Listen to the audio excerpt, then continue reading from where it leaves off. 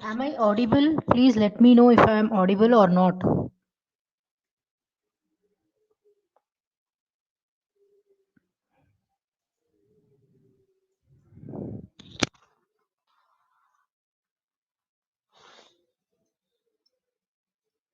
Hello.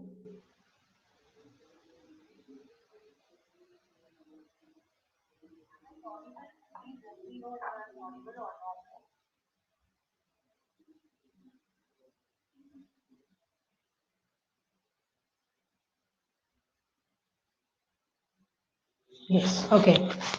Thank you for your response. So let's begin with today's session. So the session is on data interpretation. So before we begin with the actual class, see, you know that now the recent trending profession is a data scientist or a data analyst. So you must be hearing this word in your newspaper and friends around you. So data scientist and data analyst, what are they actually doing? Is they are analyzing the data in order to get some information. So this data interpretation is also something similar, but these people will be using some advanced techniques or mathematical models in order to statistical and probability statistics in order to analyze the data to do the future predictions. Okay, so what do we mean by data interpretation is you have the data put in some format from which you are going to extract some information. So that is what we are going to do in today's class. Okay, so you will have been given represented the data in different forms. Okay, represented data in different forms which you are going to analyze. Okay, so that's what we are going to do in today's class.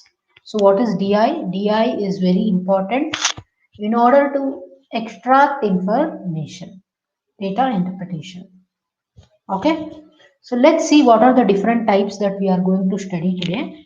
First one is bar graph, then we have line chart, and then I have a pie chart, then we have caselets, and then I have a radar or web chart, and then finally I have missing data DI.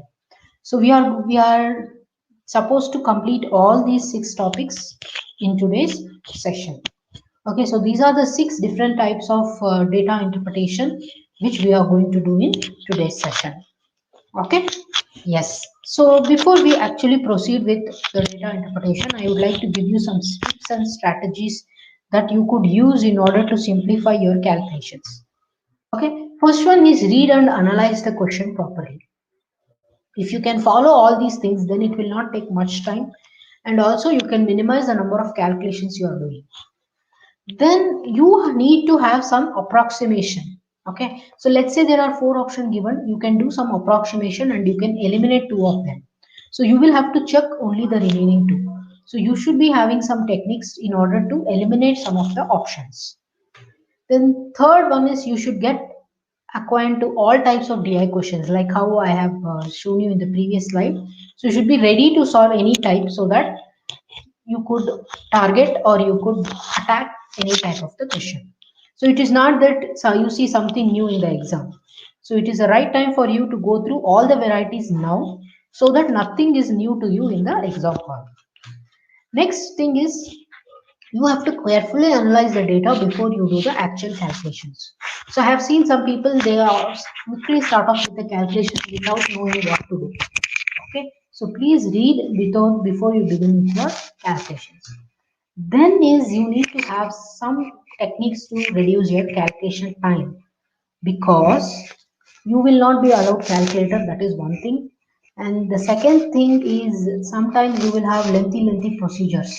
Okay, I will show you in the coming questions how you can use some easier techniques in order to solve the question.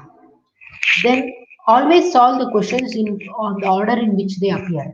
Usually what happens is you will be given a bar graph, and on that bar graph you will have the four or five questions.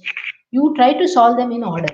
Okay, So why? Because the third question may require the data or the answer which is your first question. Okay, so the third question may utilize the answer of your first question, so always try to solve it in order. Next step, so do not use your calculators while practicing because it will make you habitualized to calculator and you will find difficulty when you are actually doing the DI questions in your exam. Then try to get the right data from what is given to you, that is either from bar chart or pie chart. Then take a call on attempting or not attempting. See, I told you that on bar chart you will be given 5 questions. Among this 5 question, one question will require a lot of calculation usually. Okay, so what you can do is you can keep that question to the end. So you have to decide very quickly whether you are going to solve that question or not. So let's say you are having many other questions other than DI, then if you are wasting so much of time here, you may not be able to finish your question paper. So you can quit that question. For example, question number 3, it is taking so many calculations, so you can stop solving it and continue with other. So that decision should be done very quickly. And for solving data interpretation question, you should have a lot of patience. Okay, so hopefully you are all having patience. So now let us start the actual DI. Now you see that 5C for DI success. So always remember these 5Cs. Okay, components, correlation, choices, calculations, and confidence. So you should know what are the components. Then you should be able to correlate. Okay, and then you have to look for the correct options and eliminate the options. You have to do the easier techniques for doing the calculation, and finally be confident in what you are doing. So now let's start off. So you need to know mathematics in order to be strong in DI. So you would have had a session on speed math where you have learned many speed techniques to do your multiplication division. So I would suggest 3 things to you before you actually begin with the any type of quantitative aptitude, preferably DI. The first thing is tables up to 25. So if you know tables up to 25, it will be very easy for you to get the answers in faster time. Okay, then the next thing is unit digit concept. So what do we mean by unit digit concept? So let's say we have some additions to do. Okay, for example 56, 96, 86, sorry, 88 and 97. So look at add all these numbers. You need not add the entire number. Okay, let's say we are having a 3-digit number. So addition of this will take a long time. So what you can do is you can look at only the last digit. So 7 plus 6 is 13, 13 plus 6 19, 19 plus 8 is 27. Okay, now look at the option where the last digit is 7 and you tick that. Okay, if you have more than 2 options with last digit 7, then maybe you have to do the calculation, but usually it will not be so. So unit digit, whether it is multiplication or addition, the unit digit concept is going to make your calculations very easy. And the next thing is be thorough with the concepts of percentage, ratio, and average. So without this, it is very difficult for you to do the DI questions quickly. So be clear with ratios, be clear with percentage, and be clear with average. So I'm not going deep into it because it is not the topic for the day. Okay, so with this, one more important thing you should know is you need to know some other aptitude topics, mainly profit loss. Okay, because your DI questions may sometimes depend on profit loss and it may sometimes depend on time, speed, distance topic. Let's say they have given different trains and their speeds and how much time they take or from where to where they travel and all. So if you know some of these topics, it will definitely help you to quickly solve. You may have data interpretation questions also based on your 2D and 3D geometry, that is area and volume. Okay, so you may have questions on this also and many more. Okay, I'm not listing everything. So if you know some basic formulas of other aptitude topics, it will help you because some of the data interpretation questions may also depend on profit and loss. Okay, so this was the brief introduction to the things that you should know before you jump onto solving the data interpretation questions. Yes, are you all with me? Are you all with me? Now you just start. Please keep a paper and your calculator ready with you.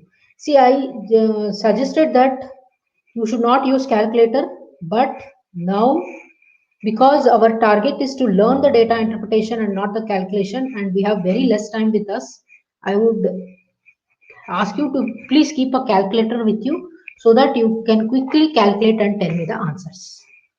Okay, so you will type the answers in the chat box. So bar chart. So first one we are going to do bar chart. So you see that there are different types of bar charts. So this is the first one where you have only one. So when you have such type of data, you will be wasting some time, you will be spending some time in reading the values.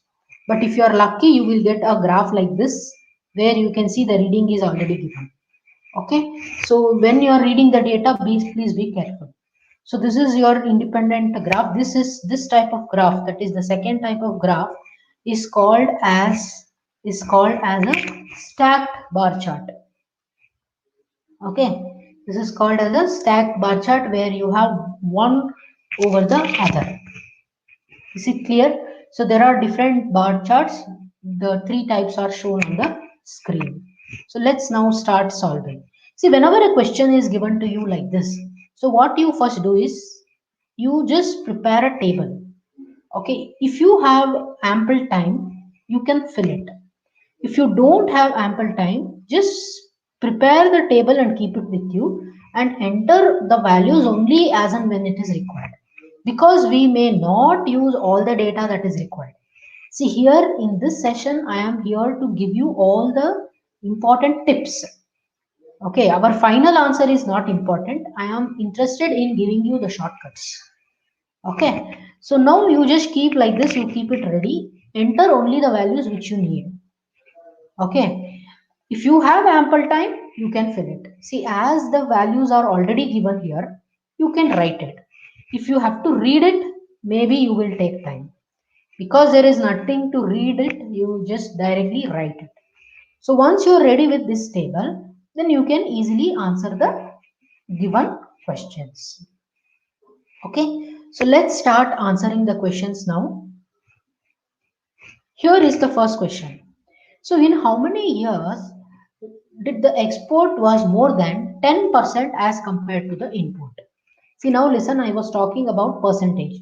Only if you are thorough with percentage, you can step into DI. Okay. So 10% of import. So how many years you find that the import is more than 10% of the export is more than 10% of the import. See, now in blue color I am writing what is 10% of 50 is 5. So now export is 10 more than the import, that is more than 10% of the import. So you can consider this.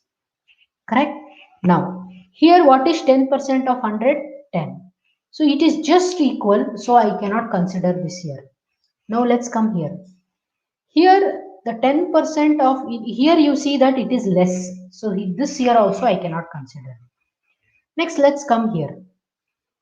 What is 10% of 100 is 10. So this is 20 more, so I can consider this here. Next, what is 10% of 140 is 14. So this should be more than, this is the difference is only 10. So I cannot consider this here. Next, here the 10% of 180 is 18. So it is 40 more. So this year also I can consider. So what is the final answer to this question?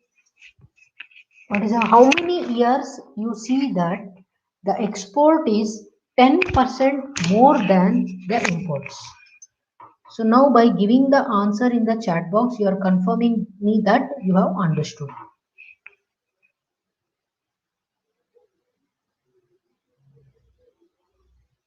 So now give me the answer. So how many years the export was 10% more than the import? Please type in the chat box.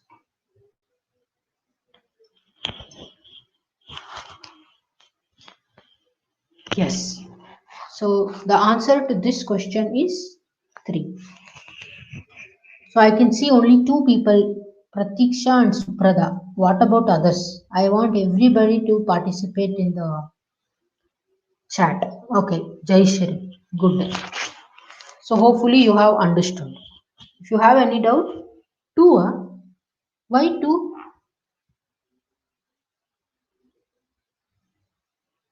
Why 2 years? Suprada and Jai Shri. Why it is 2? It is 3, right? 3 years, no?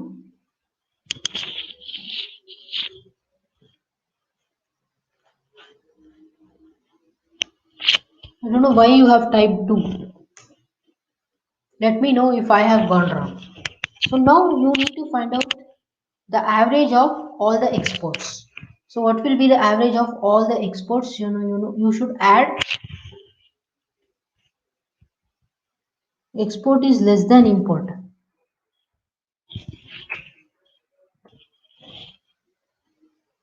Yeah, this I have not included.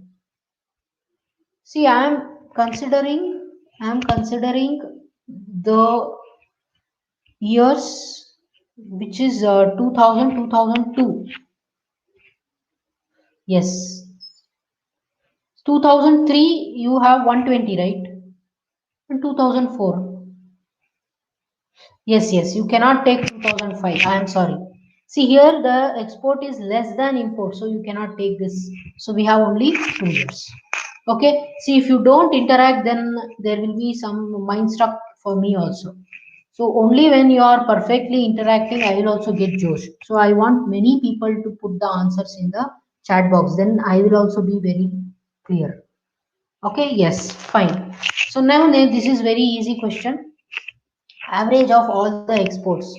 So 60 plus 110 plus 120 plus 120 plus 150 plus 140 by 6. So totally there are how many years? 6 years. So divide by 6. So this is a very easy question. So quickly give me the answer. So now at least this question I want many people to put the answer. There is no headache here.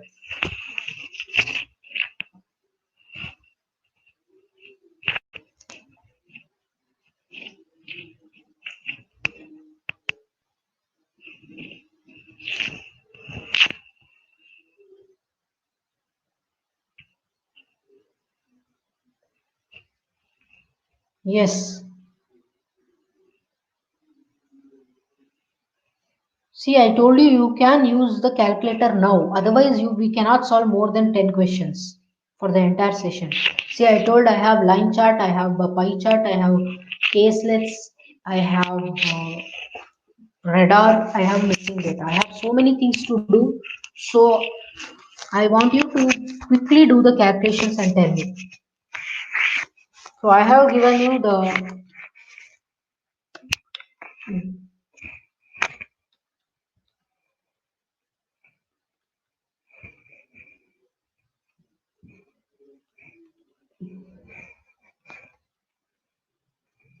Do you require so much time to do it?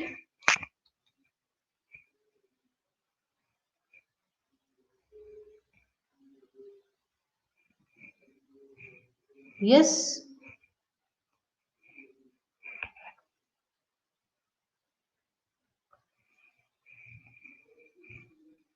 Is it so much time consuming? 120. Yes, others. See, you just need to add and divide by 6.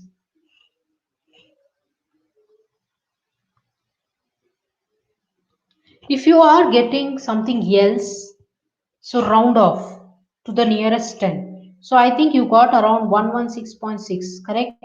So because we don't have that option, you can round it up to the near one. Okay? Yes, maybe that's why you were not responding. Okay, let's go to the next question.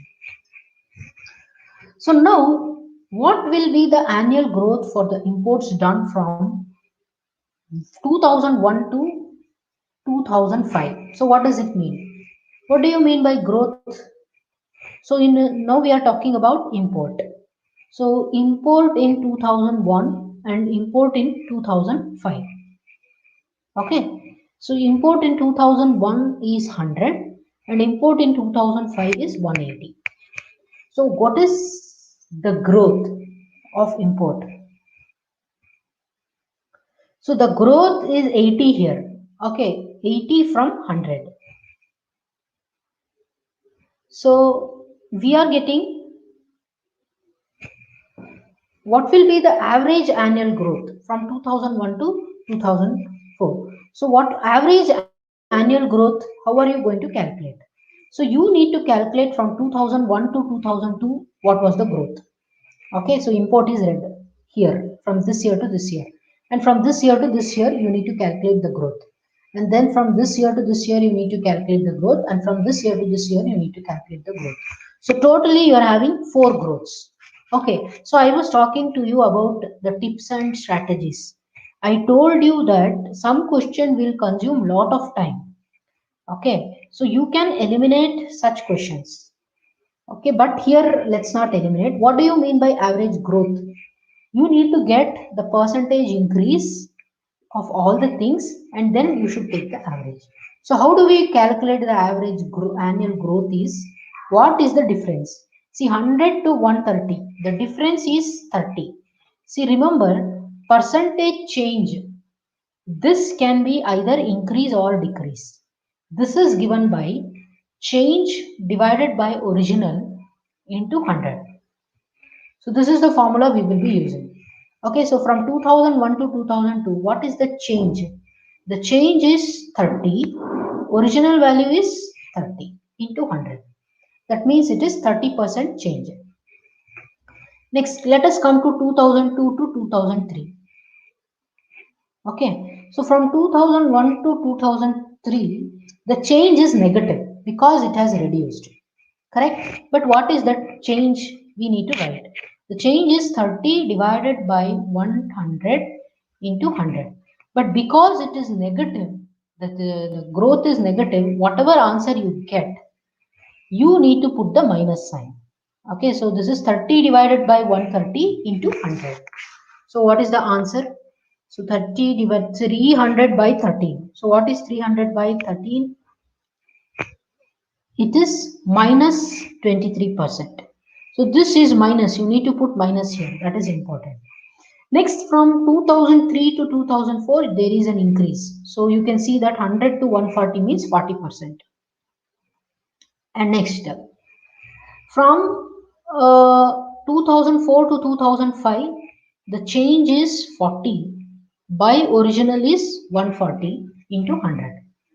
So what is this number? You need to calculate 400 divided by 140, which is equal to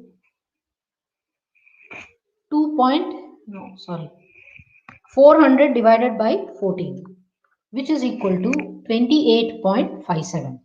See, please understand, whenever there is an increase, see from 2001 to 2002 there is an increase, so it was positive.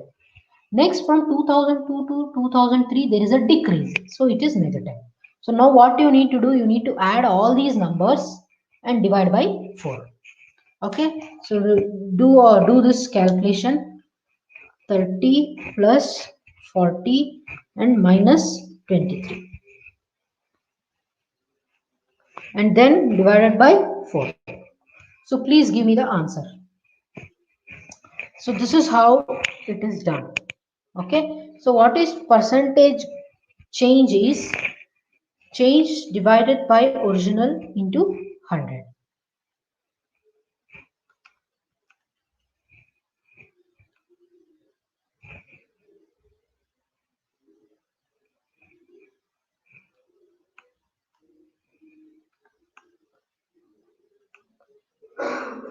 I think the option is missing here.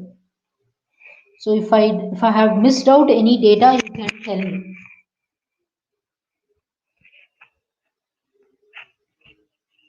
18.8, correct. I think that option has gone here. It is 18.8, correct. Okay, so you should add all these numbers and divide by 4. Okay. So hopefully it is clear. I know there is a lot of things involved here. So let's proceed with the next question. Yes. See now, this is one more topic where they are asking us from 2000 to 2005 in which year was the growth in imports compared to the previous was highest. See now, in how many years there is a growth? See, there is a growth from 2000 to 2001, and then again there is a growth from 2001 to 2002. But from 2003 to 2002 to 3, there is no growth. So next growth is 3 to 4, and next growth is 4 to 5. So now in each case, you need to find out what is the growth and which is highest. You need to select. See, I was telling you that some questions will include so many calculations. So this is one such. Okay. But by looking at the values, you can directly tell. Sometimes you need not do so much of calculations. Okay, now from 2000 to 2001, we have 50 becoming 100. So that means it is double. Yes or no? So double means it is the highest change. Yes or no? So now if you look at from 2001 to 2002, 100 has become 130. So this is not doubling. And similarly, 100 has become 140 and 140 has become 180. So nowhere it has become double. So it is less than double. So you can conclude that the highest import change compared to the previous year was highest in the year 2000. So here you need not waste your energy in solving or in calculating the percentage change. Is it clear? So always you should look at, see, I was telling that you should do some visual approximations. So this is known as visual approximations. In other 3 years, yes, there is a hike, there is a growth, but the growth is not as much as in the year 2000 to 2001. Okay, so double means what? It is 100%. So it is 50 in no other place you get the percentage change more than this. See here, what is the percentage change we get? Change by original into 100. So the change is 50 divided by original is 50 into 100. That means 100% is the percentage growth. In no other place we are having 100% change. So that's the reason we can blindly take 2001 as the answer. Is it clear? Please respond. Please respond. So why I am repeatedly telling you is there will be many other situations where you can blindly select the options without doing the calculations. Please respond. Say yes or no.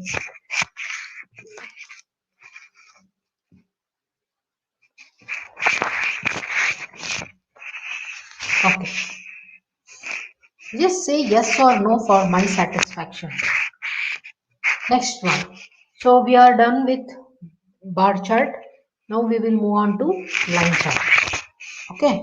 So again here, see, I was explaining you about the reading of the values.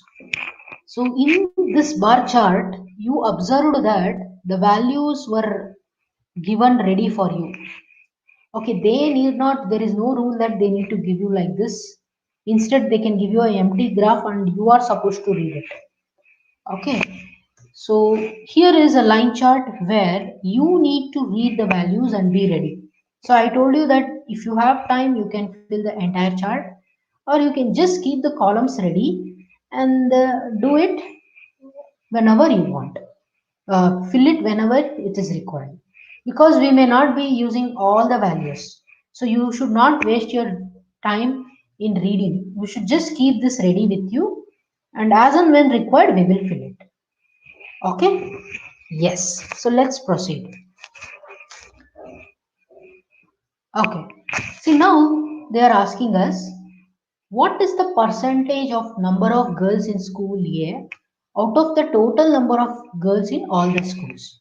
So whenever a question is given to you, you just write down the mathematical expression that you need to solve and then read the respective value from the chart. Okay, so what is that you need to find out? Girls in school A divided by girls in all the schools, all schools. Because they are asking us percentage, you need to multiply it by 100. Okay, so this is what we need to find out. So whenever we have a question on percentage of x of y, so whatever you have as of, so that should come in the denominator. Okay, so now what is the number of girls in school A? So girls is this box. So if I take the middle value, it is nothing but 2750 divided by, see, I was telling you that to go in order. So when you go in order, you are while solving this question, you are indirectly reading all the girls' value. Okay, so which may help you to solve other question. So that's the reason why I was explaining you in strips and strategies that go in order. Okay, so what is the next value? The next value is 4250 and the next value is 3250. So can I get the answer to this question? See, only Suprada has told it is clear. I don't know what about others. Others have not given the answer. And also you have not given any response. Yes, no, whether you are following or not, whatever.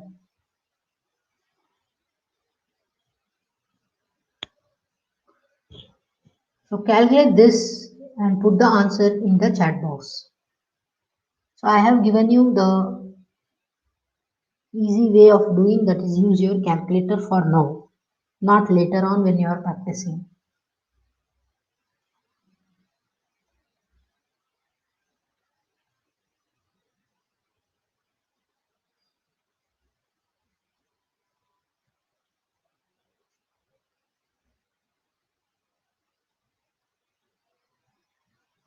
Yes, I'm waiting for your answer.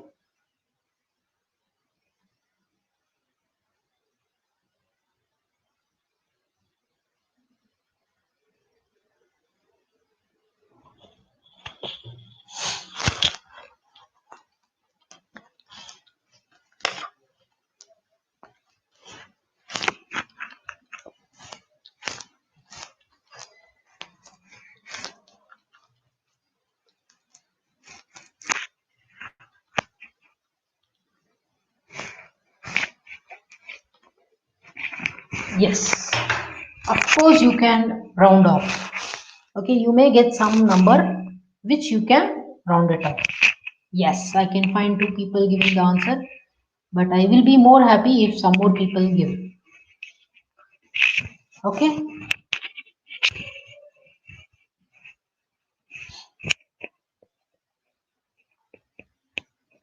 so this is very easy. Done. Let's go to the next question now. Which school has the lowest number of students? See, again, I will tell you this question. You can do it with visual approximation. So, number of students in, I mean, it is boys plus girls, correct? So now, if you look at school D, you have 4,500 and 4,250, which you add, you will get greater than 8,000, greater than 8,000. So you don't touch this. Okay, let's come here. So you here you have 4,000 and 3,000. So this is again 4 plus 3 will give you something more than 7. Next, you observe. So this and this is definitely not the answer. So now you come here.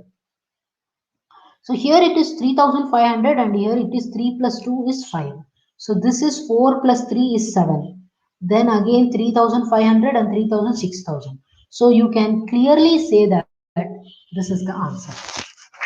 Okay, so there is no need to calculate. So through visual approximation, you can tell that it is option A. Okay, so visual approximation is very, very important.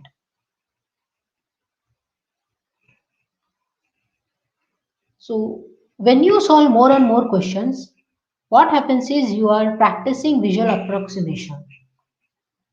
Okay, so at the end of solving some thousands of questions on data interpretation, you need not use paper and pen. You can directly answer by just looking at the values.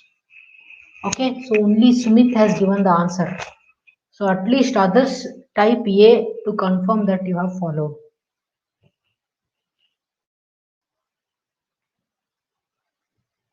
Next question.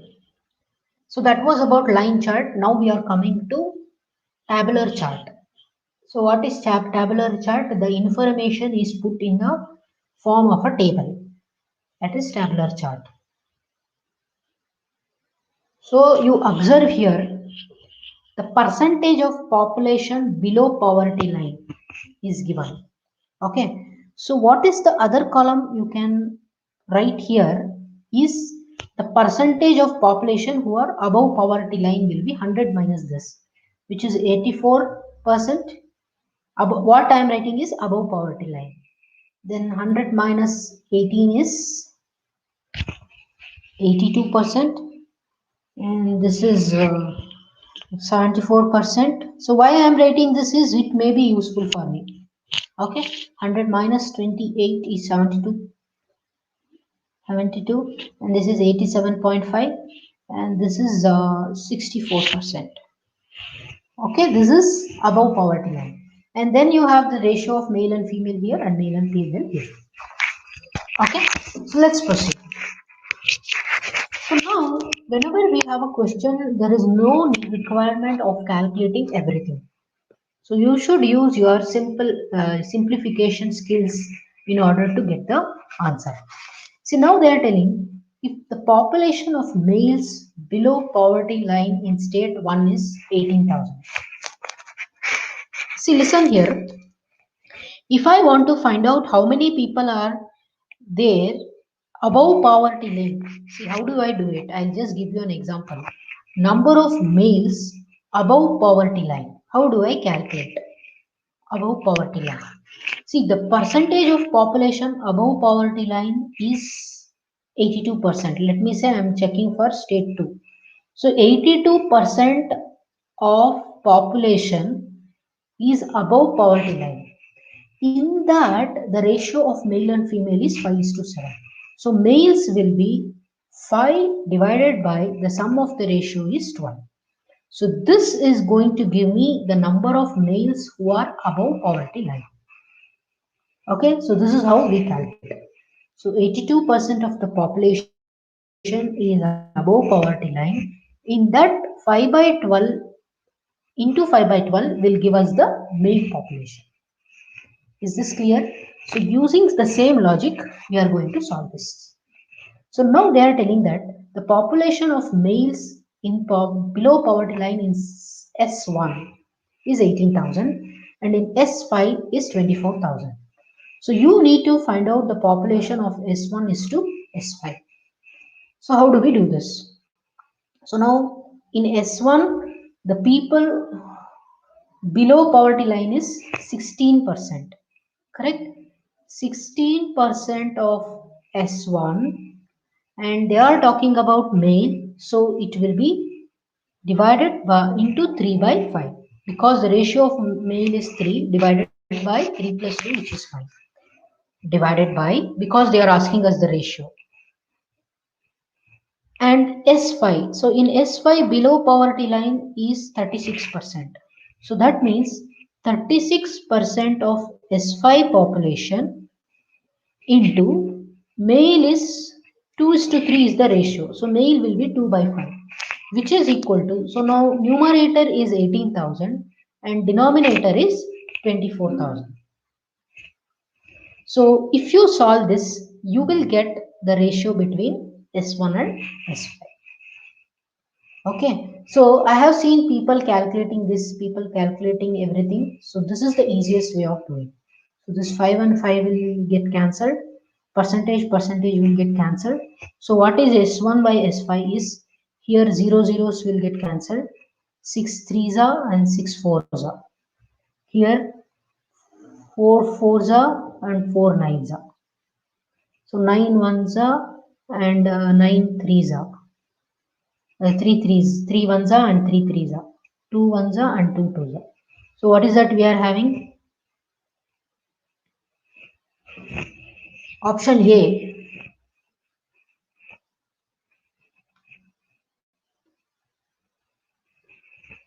Option A.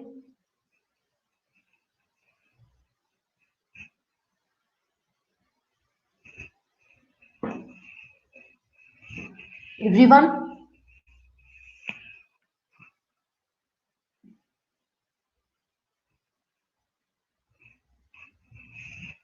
Okay. So you have followed how to solve it.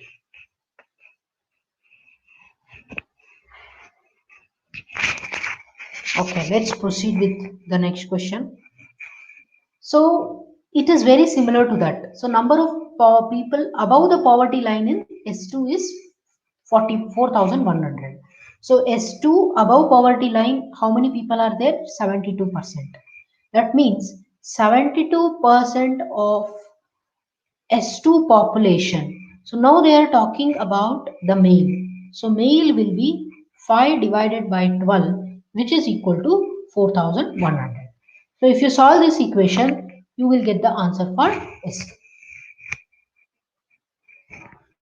So because it is percentage, you should say divide by 100. So your S2 will be equal to 4100 into 12 into 12, into 100 divided by 72 into 5. So if you solve this, you will get the answer. This is not 72, sorry, this is 82.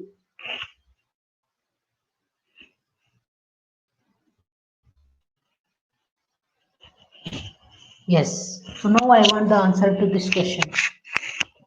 So I think you understood how to get when the information is given in terms of ratios.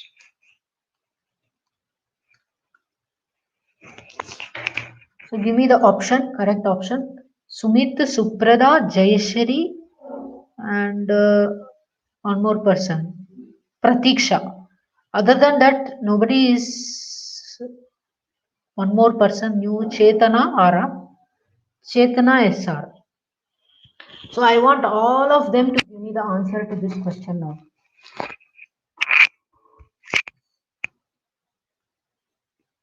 And I will be happy if somebody new also gives the answer. Yes.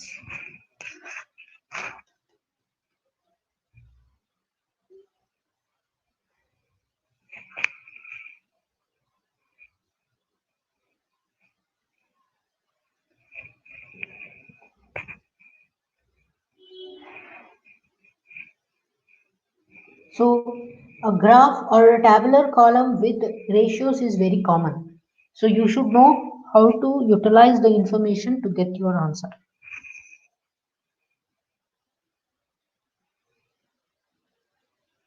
Okay. So can we proceed? Can we proceed with the next question?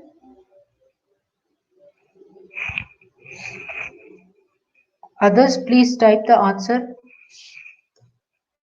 So next we are moving on to pie chart. So now hopefully you have got an understanding of bar chart, the tabular column and line chart. So I don't want to repeat the same old things again and again. So I am giving you varieties. Next is pie chart. So in pie chart, what is important is whenever we have something 100% and it is divided, then we are going for pie chart. Okay, so always in pie chart, total will be equal to 100, something like 100% division. Then we are going for pie chart. See, why do we have different types of charts? We have bar chart, we have line chart, we have table chart, we have pie chart. So why is that there are different things? So depending on the situation, web chart, there is another one called web chart.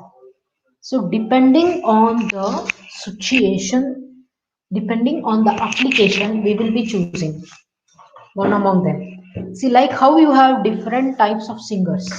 See, not that only one same singer will sing all the types of songs. So there will be some singer who is good to sing rock music. There will be some singer who is good in melody. So like that, we have different types of charts which is used in different situations and for different application. So when do we go for pie chart? Is when something is total is 100% and which is split into different percentages. So here are some examples. So you may have, see, your total income is split into different expenditures, correct? And income minus expenditure will give you always saving. So here is an example where uh, a pie chart is shown to depict the different split ups for your expenditures. So you can see rent is 47%, grocery 20%, transport 5%, and savings is 13%. So this is one example for pie chart. The next, so till here everybody knew, and it is not nothing is exciting. So here is what you need to learn actually.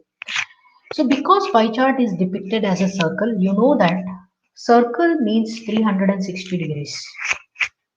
So this 360 degrees is representing 100%.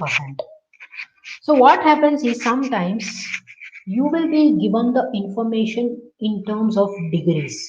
So here you saw that the information is given in terms of percentage. So savings is 13%, rent is 47%.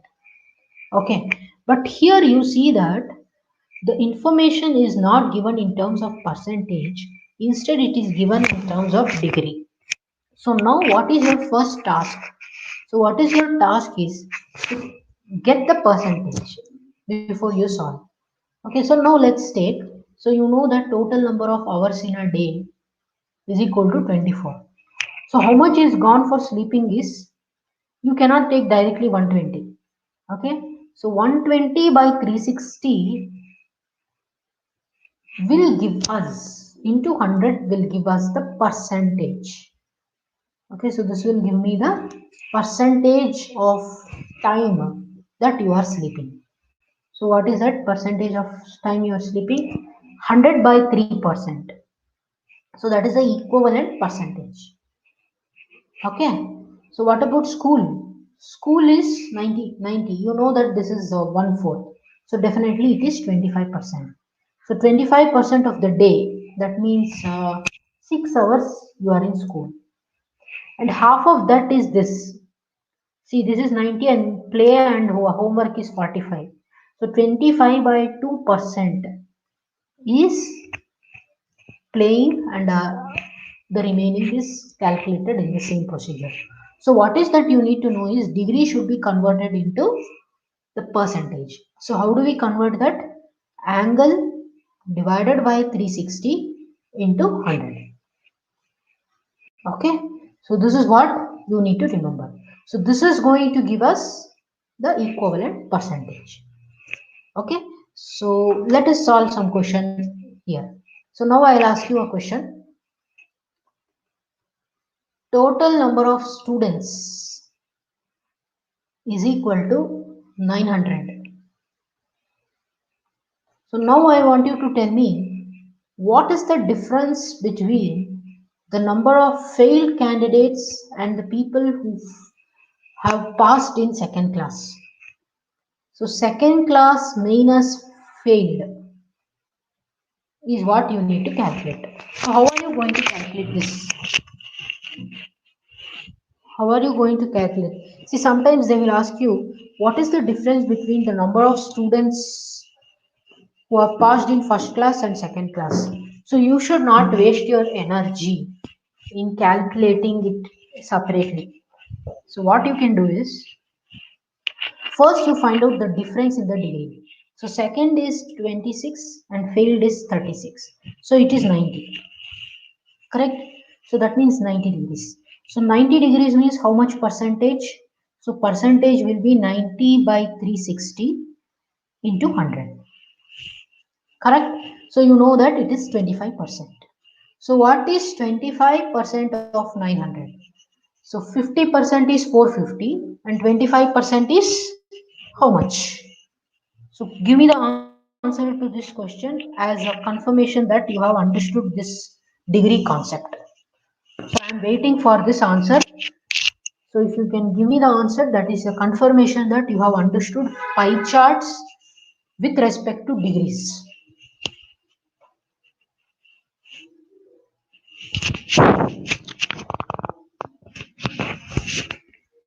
Please respond. See, without response, it is very boring.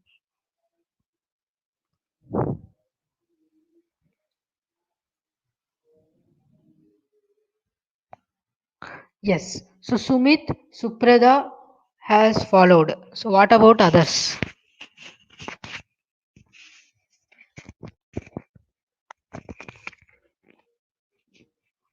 So don't waste your energy in calculating failed second and then getting the answer.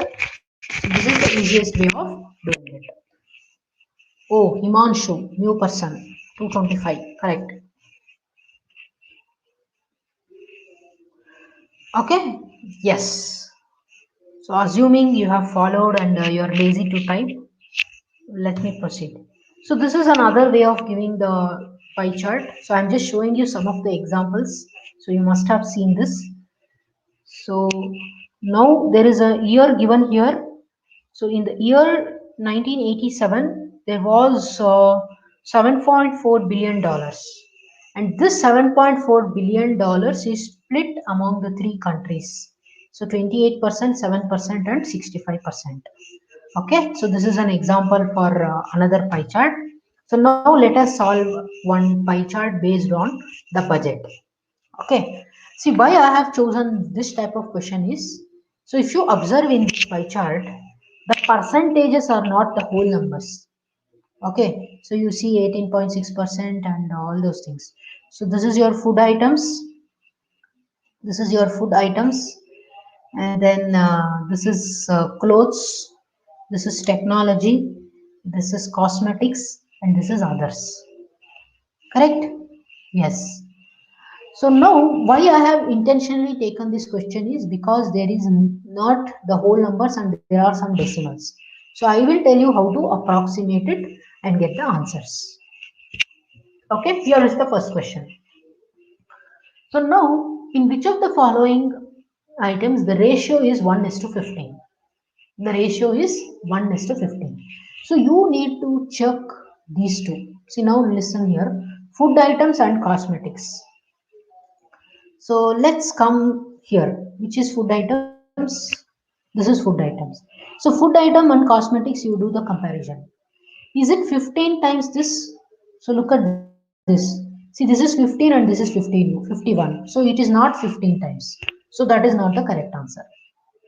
Okay. Now, technology and food items. So where is technology? Green. Food item is this. So you are comparing these two. So when you compare these two, so the first one is 11 and the second one is 51. So that is also not 15 times. So the only possible thing is you observe this 3.4 and 51. So 3 into 15 will give me 45. So something more. So the only possible thing that could give me 1 is to 15 ratio is these two. Okay, so you should do the clear observation. They are not asking perfectly. Okay, so the only two items where into 15 will give me approximately this number is this and this. So what is your answer? Cosmetics and food items. So if you check other three options, you will find that they are not 1 is to 15 ratio. So what do I mean by 1 is to 15? If you multiply into 15, you will not get that answer. Okay, is it clear? So the answer to this question is cosmetics and food items. Here also you are not doing any calculation. It is just through visual approximations. Clear? Is it clear? Yes or no? Please respond. Next, see, now they are telling if the budget is 14,400, what will be the expenditure on clothes? So this is your clothes. See, now near to they are telling. So when they are telling near to, then you need not consider the decimal. So you can just take 15% of 14,400. Okay. So when they are till will be approximately. So they'll use some words like approximately equal to. Okay, so then you can eliminate the decimal point. So what is 15% of 14,400? What is the answer?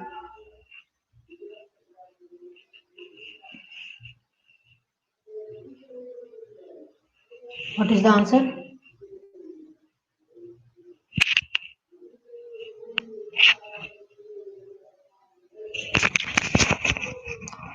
Please type the option for this.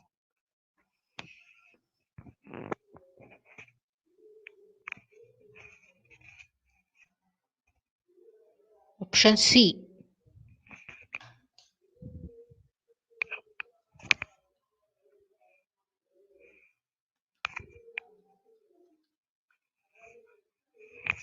So now they are telling approximately.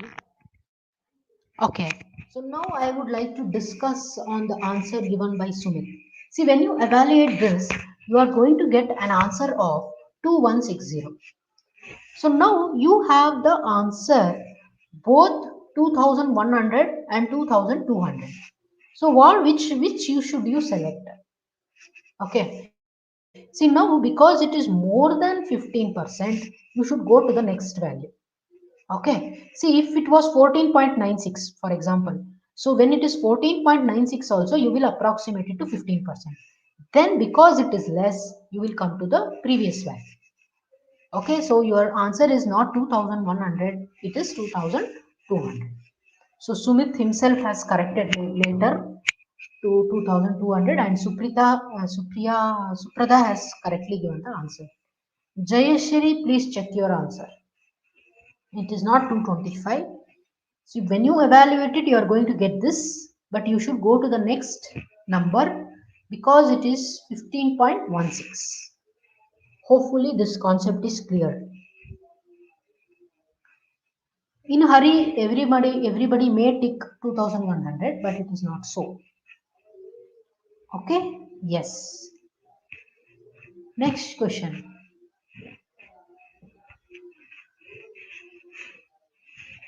If the budget of the house is rupees 20,000, then by what percentage is the food more than the rest of the expenditure? See, this will not matter. Okay, so now what they are telling is food by others, food by rest.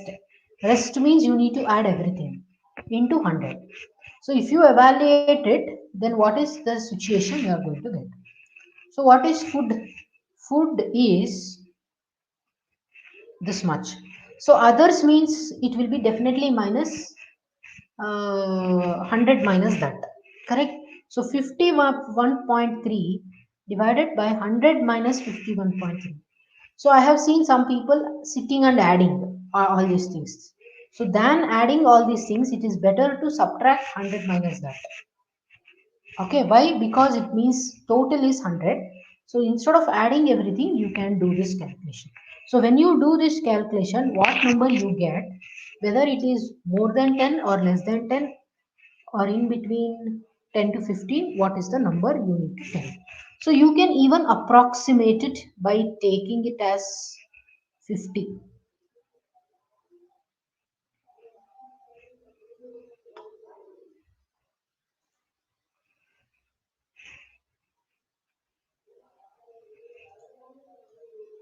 So what by what percentage is the expenditure on the food more than? So why when they are asking more than is, so what are you supposed to do here?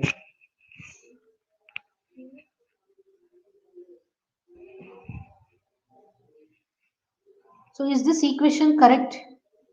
When they are asking more than the rest of the, how much percentage it is more? than the rest of the expenditure. So that means the rest you need to calculate. Okay, then you need to do 51.3 minus that rest. So what is our equation now? So can anybody tell me the equation? See, rest is nothing but 100 minus 51.3. So which is equal to 100 minus 51.3, which is equal to 48.7. So because it is more than rest, so what you are supposed to do is food minus rest divided by rest. It is not just they are asking food items than the rest. They are asking more than. So what you are supposed to do is food minus rest divided by rest into 100. Okay, so food is 51.3, rest is 48.7, divided by 48.7 into 100. So hopefully this point is clear. See, they are not asking just food items than the rest. They are asking more. Okay, so this is what you need to calculate. So will you calculate and tell me what is the option now?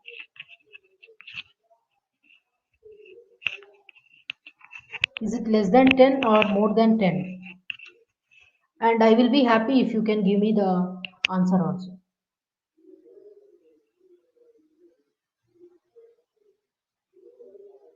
What is that number? If you tell me, I will be happy.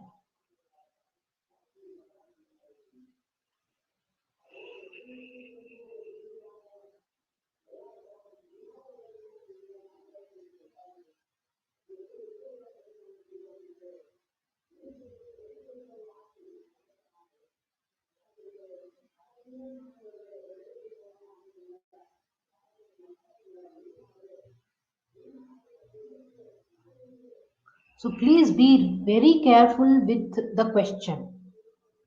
Okay. See, data interpretation seems to be very simple, but they can fool you easily. Okay. So any doubt here? So what you get is when you evaluate it, you are going to get around 5.33%, which is less than 10%. See, you need not evaluate it also. You can just observe. See, when you evaluate this, you will get a number less than 10, correct? So I told you that visual approximation is what you need to do. Okay. So do the visual approximation. You will definitely be saving lot of time. Okay. Yes. Next. If in the next budget, the value of the next budget is twice the current one, then what is the ratio between expenditure on clothes to others be near to? See, whatever is the budget, the split up is same. The split up is same, whatever is the budget. So the first statement what they have given is just to confuse you. Okay. So this split up will not change. So what is that you need to do? Clothes is to others is the ratio that you need to get. So what is clothes? Clothes is 15.6 and others is 18.6. So because we are taking the approximate ratio, so you can take the whole numbers. That is 15 is to 18. So what is the answer? See, please respond.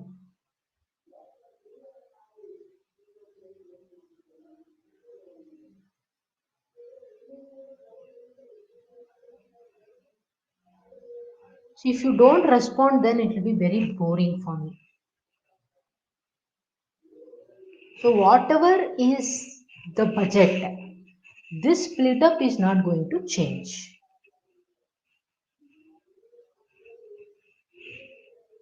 So that is the knowledge or the logic which you are going to use here. Okay. So this is what is the final conclusion of this question. Okay. The last question on pie chart. If the budget value increases to 36,000, then expenditure on which of the sector equals to the expenditure on other?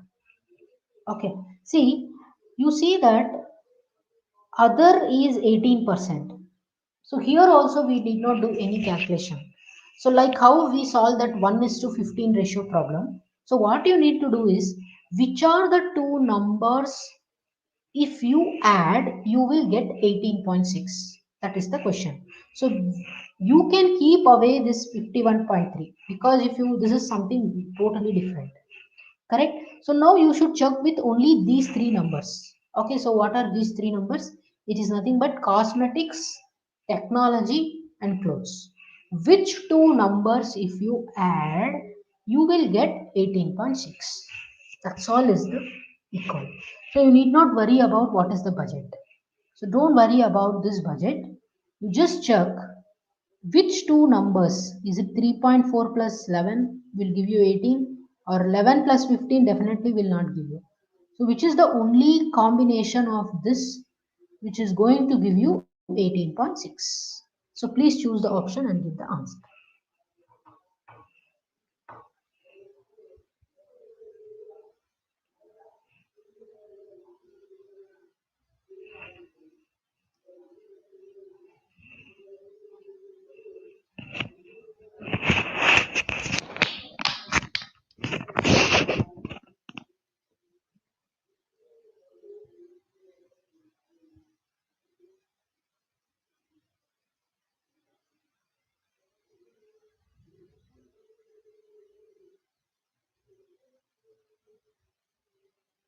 Yes, please tell me.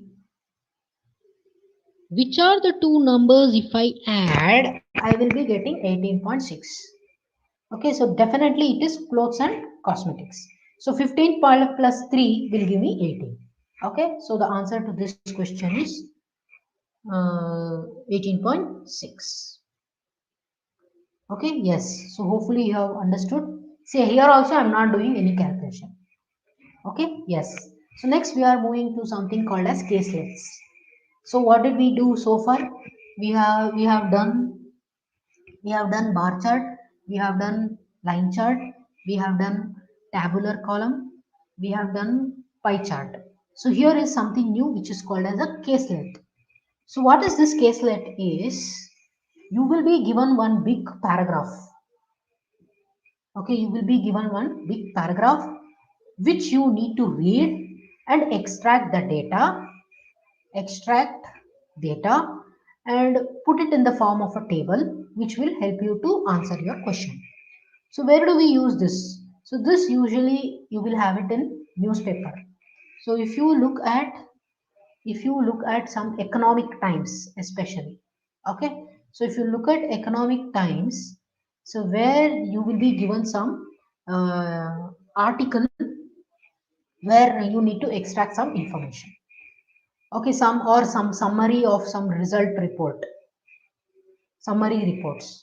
Okay, so this is a caselet. So now we will have one caselet example. So this is a story.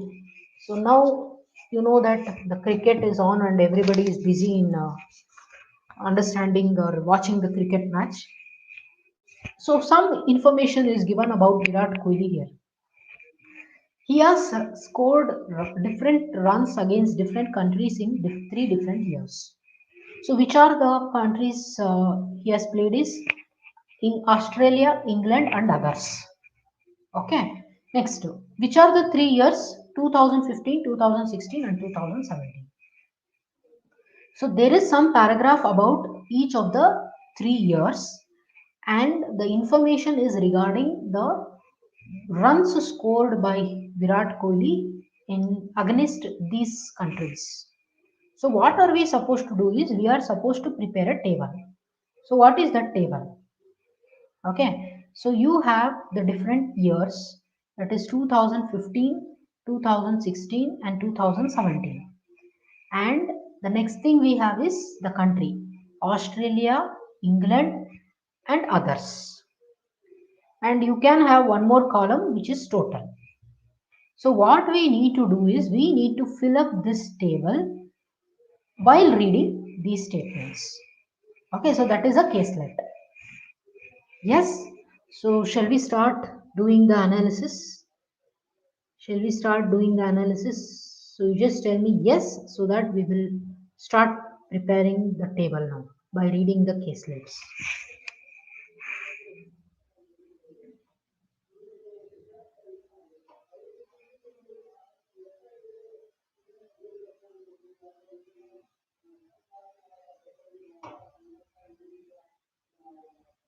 So shall we start?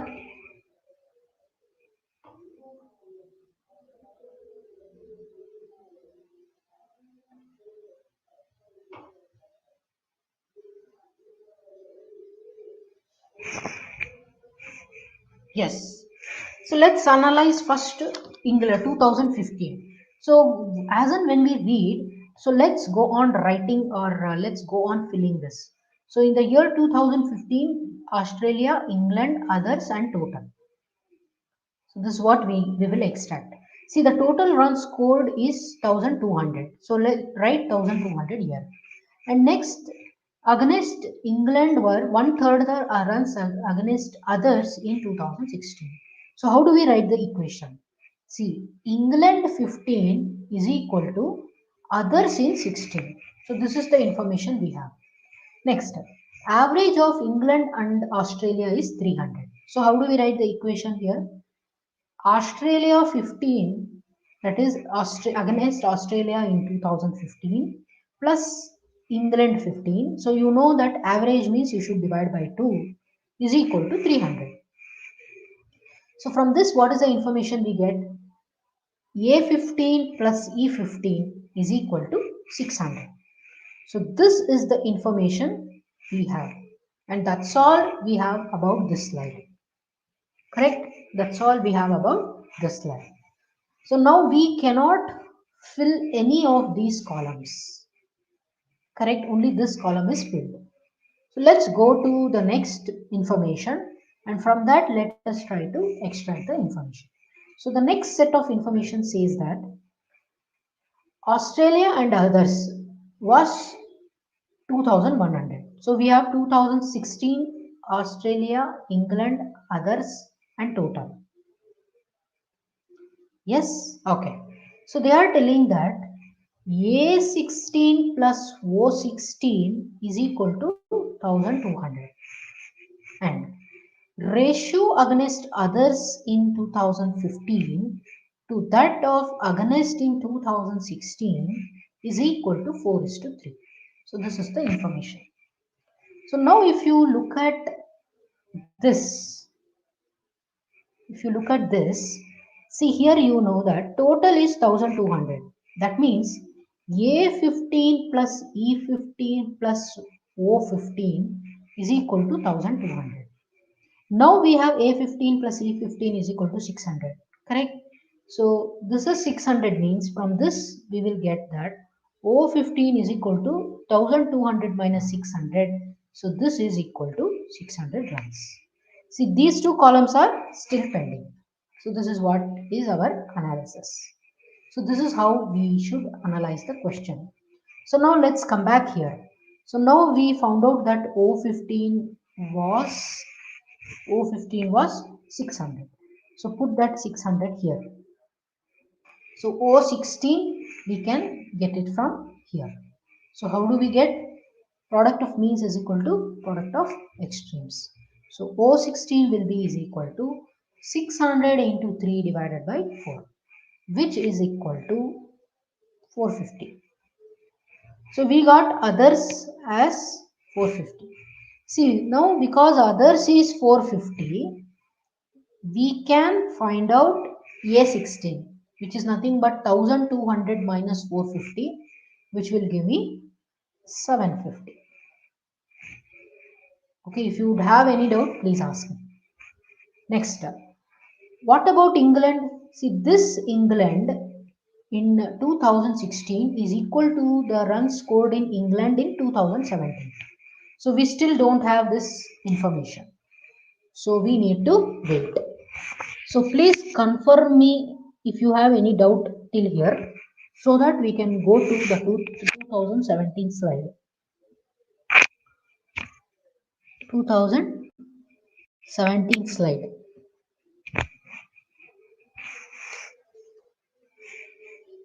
Any doubt?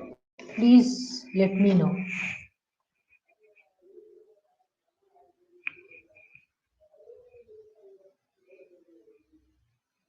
So if you're carefully listening to me, I don't think you will have any doubts.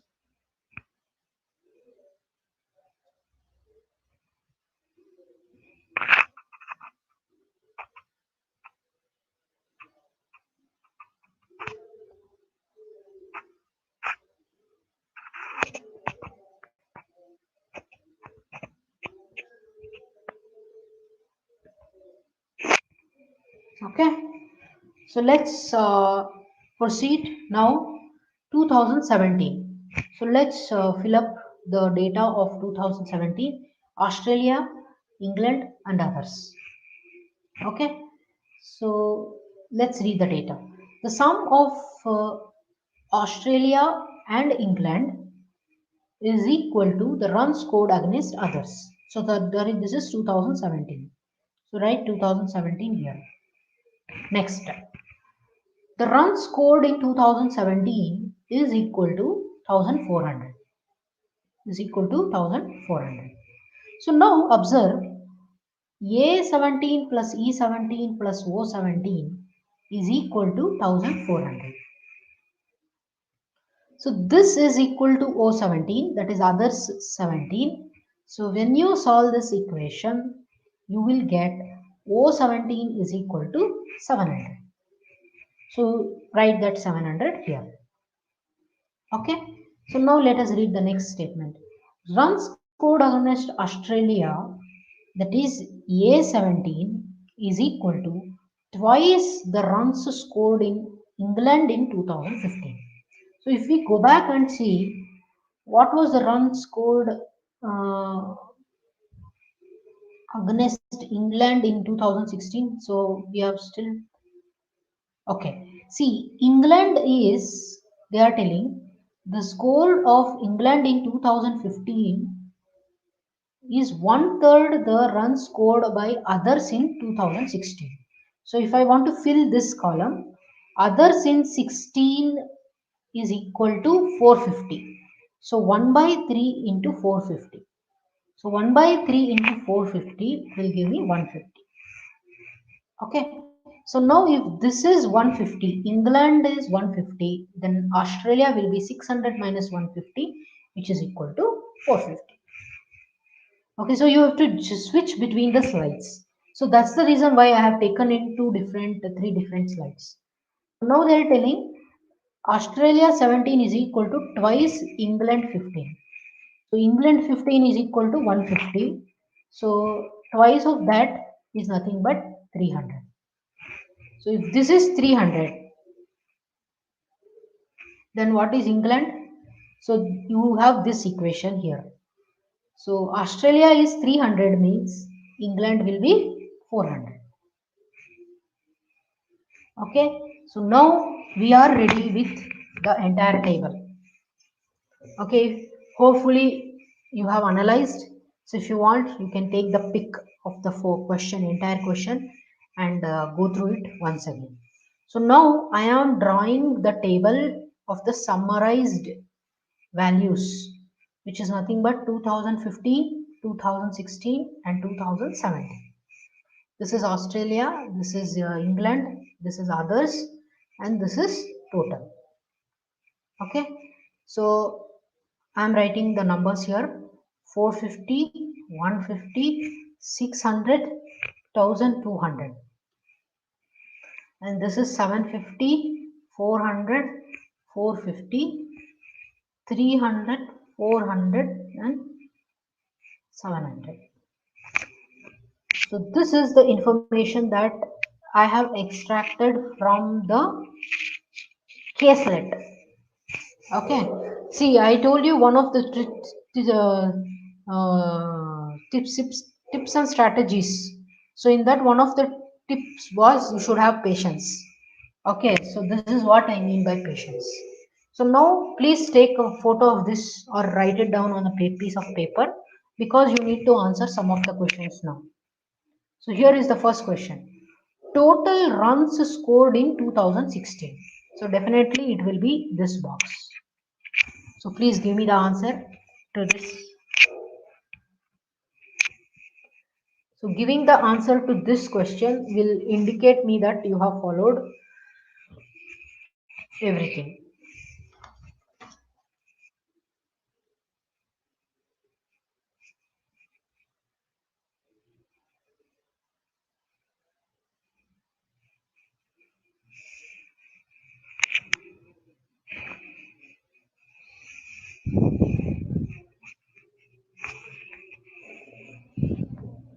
So this box is the answer to this question. Total runs scored in 2016.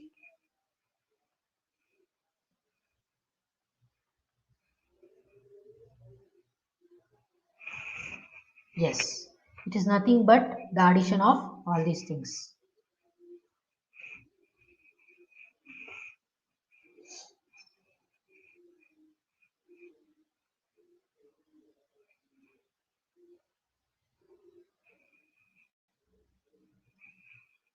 I can see only Suprada giving the answer. I don't know where are others.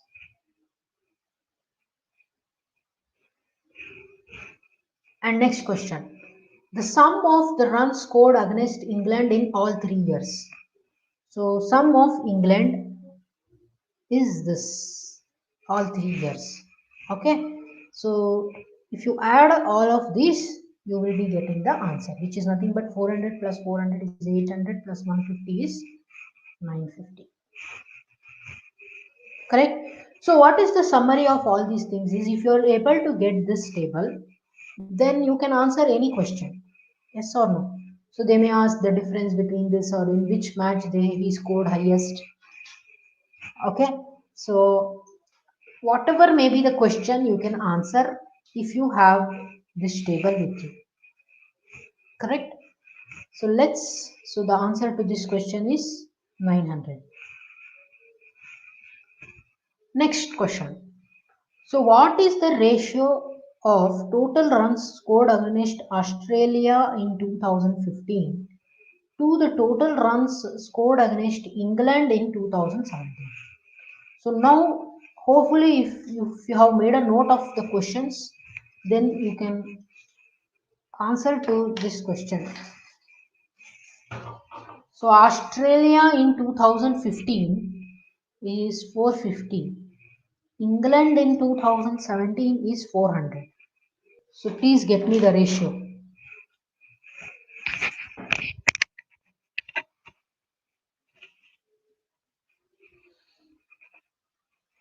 So get me the ratio for this.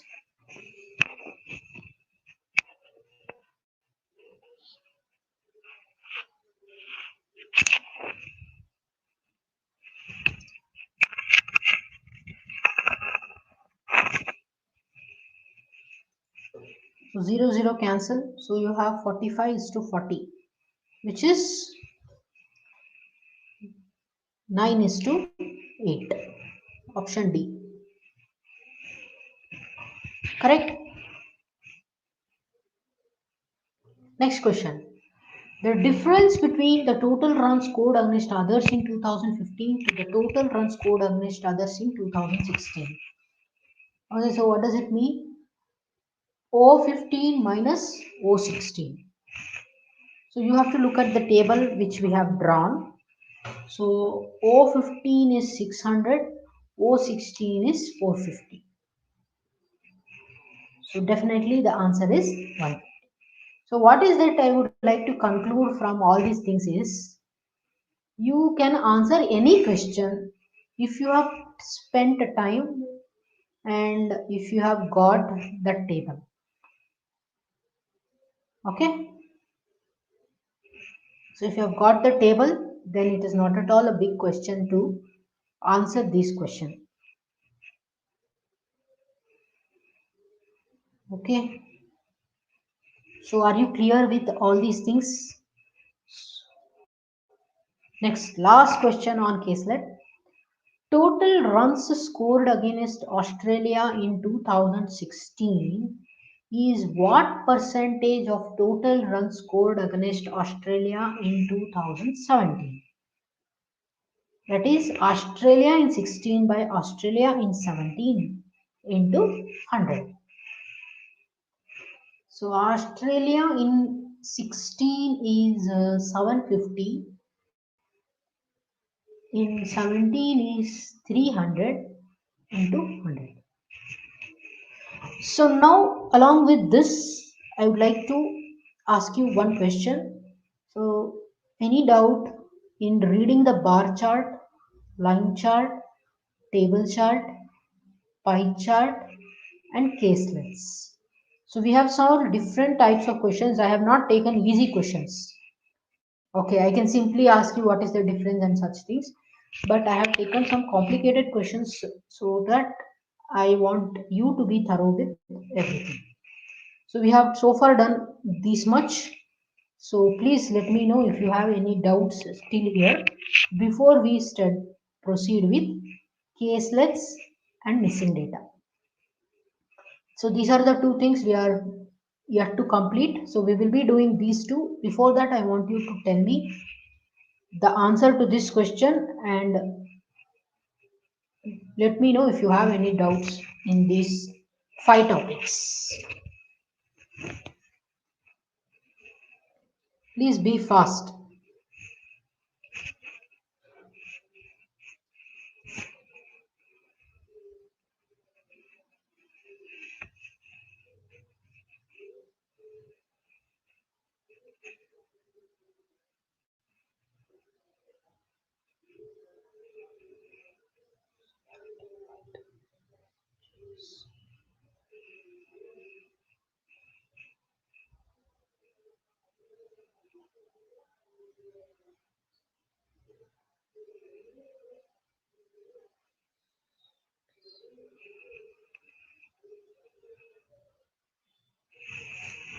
No doubts. Okay. So what is the answer to this question? So this is 0, 0. So which is 250%. Okay. So caselets seem to be little complicated, but you have to be patient enough because if you can get the values, then the questions will be very easy. Okay. In caselets, you will not have complicated questions. Okay. You will have very easy questions in caselets, but you will have to spend some time and patience in solving it. Okay. So next is a radar or a web. So you can observe here, this is an example of radar or a web chart. So these are the readings. Okay, so you will be given different colors of lines representing the different data. Okay, so here is one such example which we are going to solve. So again, as we were talking about the line chart and the bar graph, you can be prepared with the values of these things. Okay, you need not enter it, but you can be ready because you can use whenever you want it. Okay, we are starting from 2004, 2004, 2005, 2006, 2007, and 2008 and 2009. So be ready with it so that you can quickly get the values and start your analysis. Okay, so laptop is blue. So you can read the values. So how do we read this is the graph. So center is always assumed to be 0. Okay, so what is laptop in the year 2004 is 20. Laptop in the year 2005, if you read it, it is also 20. But in the year 2006, it is 25. In 2027, it is 30. Then 2008, it is 20 again. And then 2009, it is 5. So now you need to read the values of TV. So TV is 25, and here you see that it is in between this and this, so you can take it as 23. Okay, so take it as 23. So this value I am taking it as 23. Okay, and then this is 25, and then again 25, and then 30. So any doubts in reading, you can let me know. So after we are done with the reading, so it's better that you read and keep the values, because it will make you to, it will help you to solve the questions easily. Okay. So how do we use this data? Let's see from the next questions. So here is the first question. How many times do the laptop sales of the laptop less than the TV in the given years? So here there is no calculations needed. So in how many years you find that laptop is less than TV? So this is 1 year. So you see that laptop is less than TV. Here is another year. Here laptop is more than TV. Here also in 2007 also laptop is more than TV. In 2008 laptop is less than TV. And in 2009 also laptop is less than TV. So in 2006 and in 2007 you see that the sales of laptop is more than the sales of the TV. So what is the answer to this question?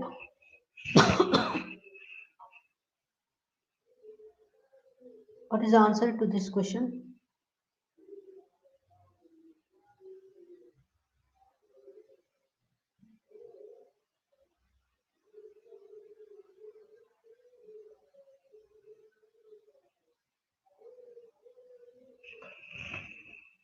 Three, yeah? Why three? Four, no? 4 years.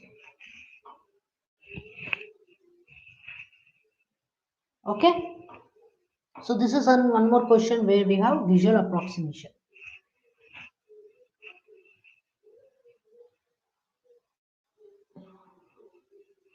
Let's go to the next question. Yes. So total, find the ratio of total number of television sold to the total number of TVs sold in all these years. So how do we do this question? How do we solve this question? So you have the table where you have written the laptops and TVs, correct?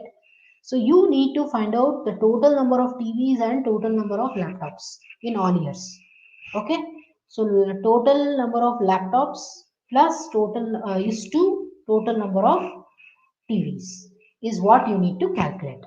Okay. So let's go to the screen.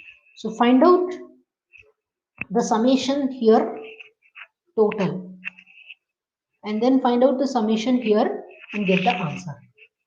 Okay, laptop, total of laptops is to total of TV. So please get the answer.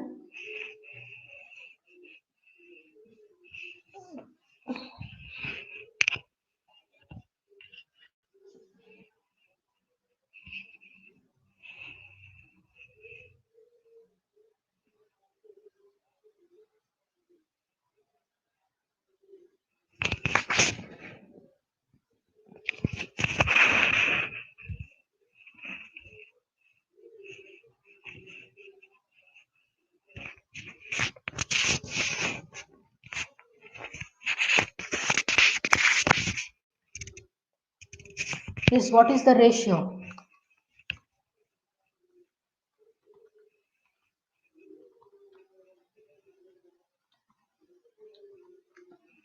So I think this is 120. And what about the second one? 25 plus 23 plus 23 plus 25 plus 25 plus 30. So this is 151. So you must be wondering what to do with this one. So it will not give you a simplified ratio, so you can approximate it, because this is approximation we have done. So because it is exactly at the center, you can take it as 22.5. But if you take it as 22.5, then you will get 150 only. Correct? So it is 150. So the ratio is 4 is to 5 is the ratio. Correct? So the ratio is 4 is to 5.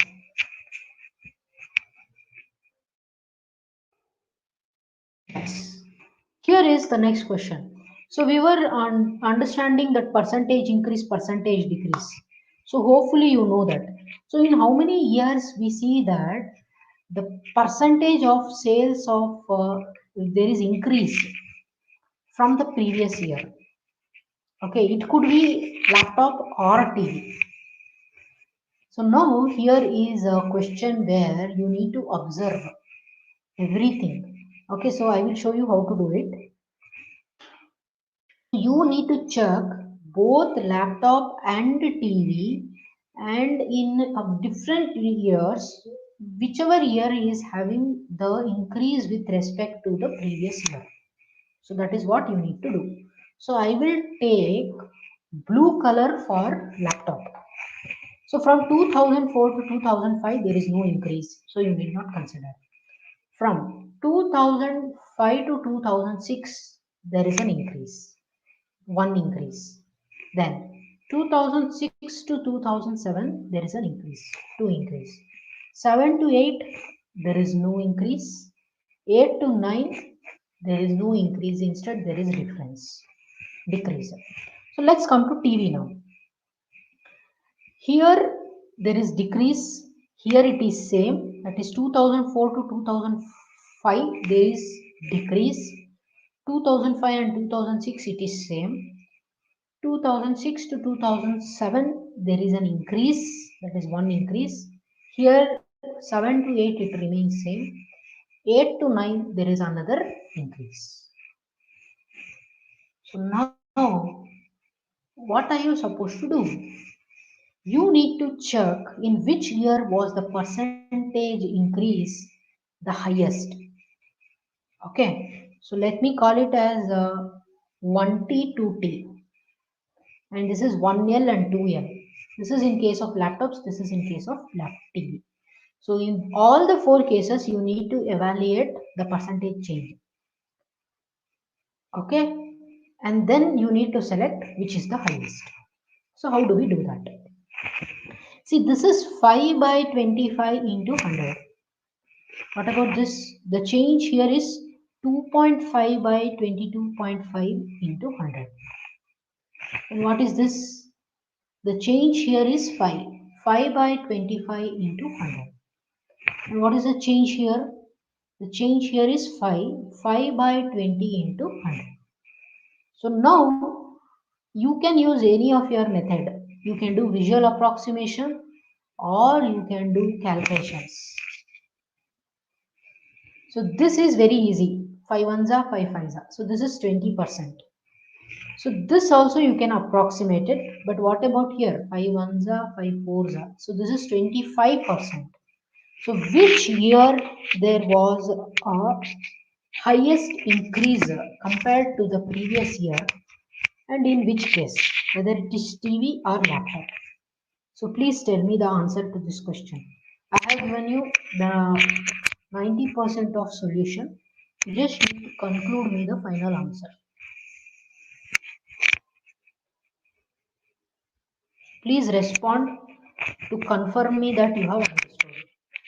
So what are we doing here is we are considering all the years wherever there is a rise compared to the previous year.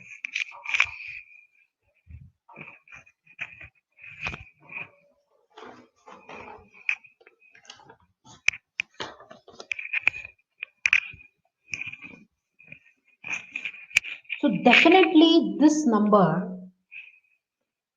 yes.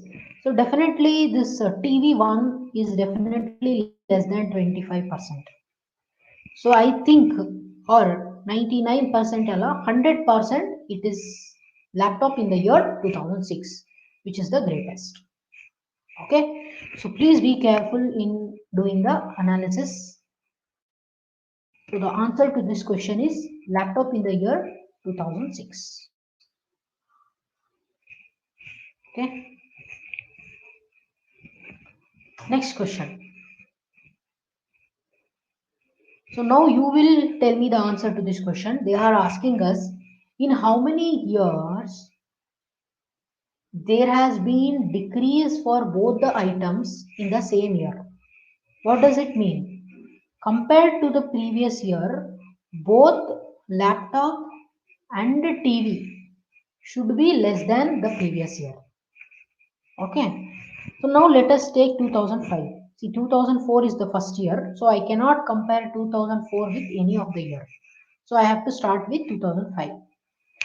If you look at the laptop, there is a decrease, and laptop is also decreased, and TV also has decreased compared to the previous year.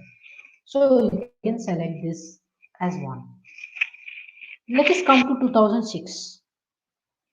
If you look at the TV, there is no decrease, but there is an increase in laptop. You cannot consider this year because they are telling both the items should have been decreased. That is the question. Okay, so you cannot consider 2006. Next, come to 2007. If you consider TV, from compared to the previous year, there is an increase. So even if one of them has increased, you cannot consider that year because they are telling both. Now, here the laptop is decreased in the year 2008, but TV has remained same. So again, you cannot consider even this year. If you consider 2009, TV has increased, laptop has decreased. So you cannot consider even this year. So ultimately, we have only 1 year where the sales of both laptop and TV has decreased compared to the previous year.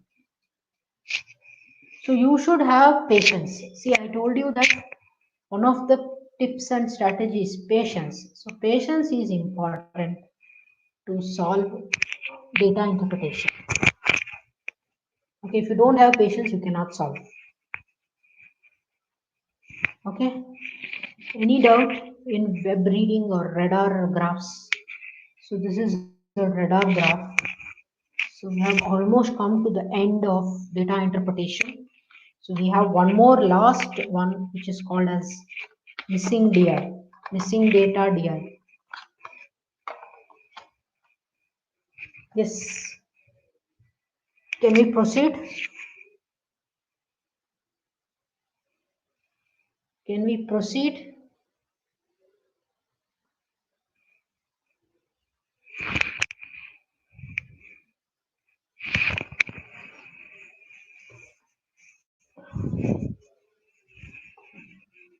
Yes. The next type of DI is, it's called as missing data, where you are supposed, where some of the information will be lesser, incomplete. So we have seen so far the different types of charts where all the information was complete. We didn't have any gaps in that. But now we have something called as missing data, where you can observe, see, some of the columns here is not given. So this data will be calculated or assumed based on the question. So you will be given some information. Based on that information, you can find out the missing data. That is one thing. The second thing is using some formulas. So for example, we may have a problem based on profit and loss, where you should use the formulas to fill up the gaps. Okay, so it is not always using formulas. You will be given some informations or some assumptions. So you have to use that information in order to fill up the gaps. Okay, so this is one example. See, the second example is given here. Okay, so now they are telling percentage of students is 24% in mechanical. So now they will tell the number of girls is this much. So what is number of boys? Okay, so like that they will give you some information. Based on that, you have to fill up the gaps. Is it clear? Okay, so let's go to This is one more example. Now we will solve. So here I told you we have profit and loss. So here they will not you based on the formula you have to find out. Okay. So you have 15% profit. So you have expenditure. So you need to calculate the income. So you know that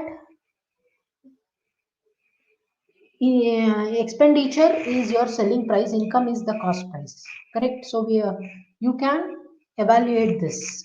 Okay, you know that when do you get profit? When your income is more than the expenditure.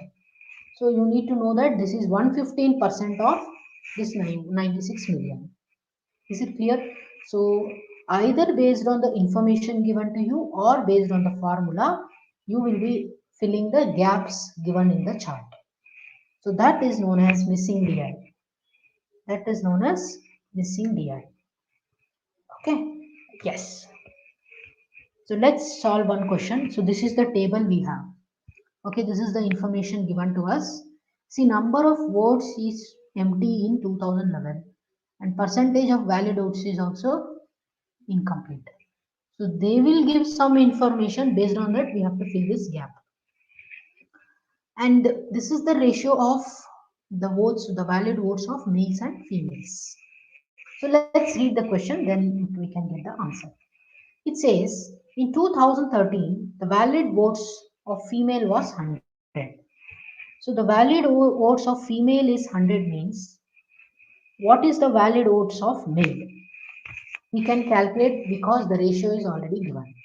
So what is that you need to find? You need to find the ratio of valid votes of male and valid votes of female in that.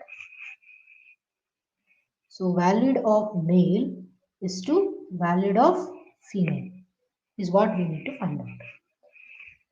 So they are telling that the valid votes of male female was 100. Which year is it? 2013. So let's come to 2013 here. So look at this. So they are telling that 38% is the valid votes. So what is the number of valid votes in 2013? So valid votes will be 38% of 1000, which is 38% of the total votes, that is 1000, which is equal to 380. So you know that this valid votes is both from male and female. Now they are telling the female is 100. That is what the question says. So the male will be remaining. That is 280. Now we need to get the ratio of these two. So once we get the ratio, that is nothing but this block. Okay, so this is how the missing DI questions are solved. So will you get the answer for this quickly?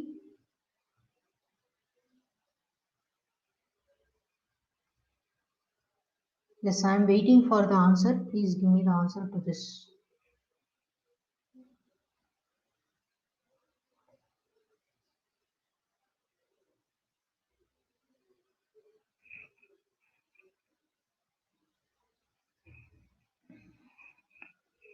Zero zero cancel.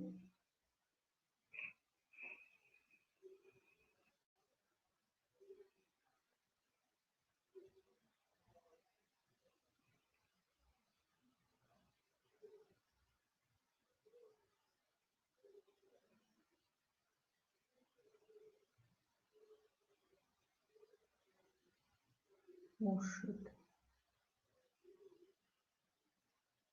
Please respond. We are almost coming to the end. So I want you to respond.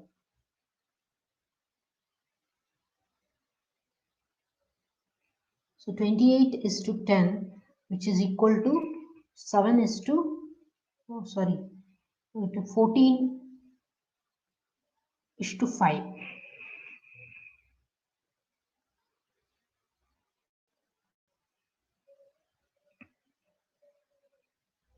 Correct?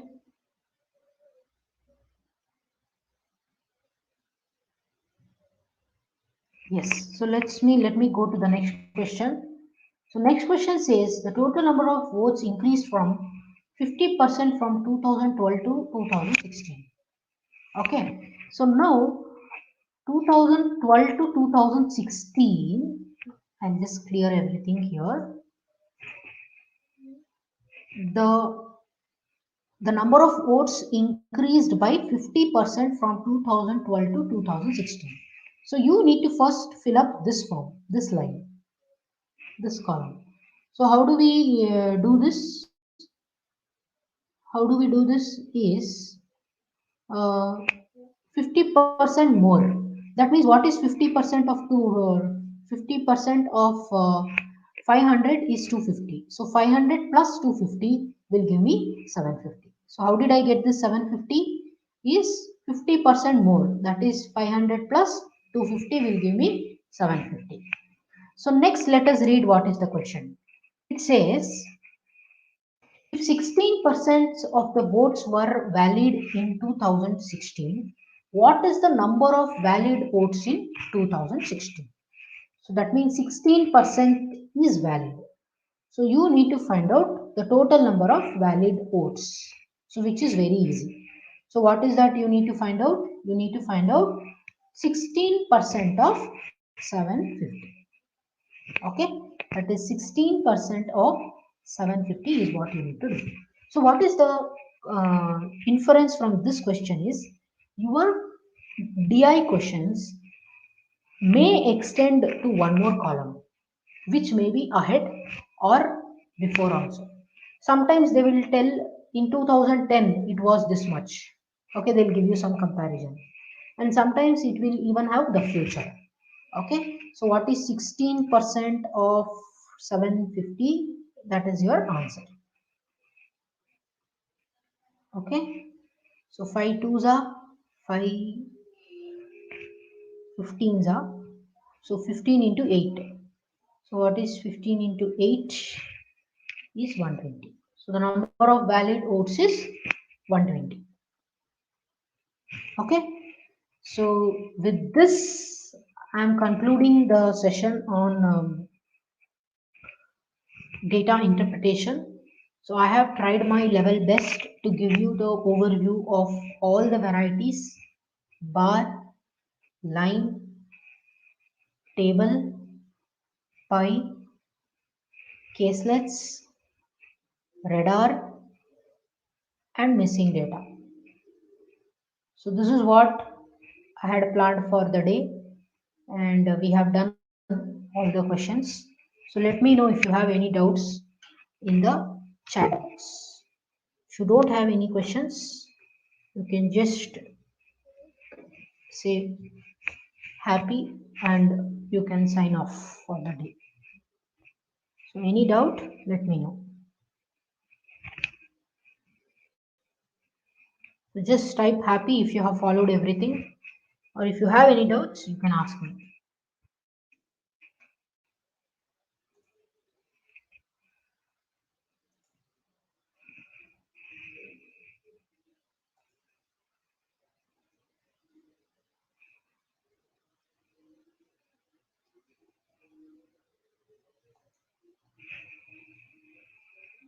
Okay.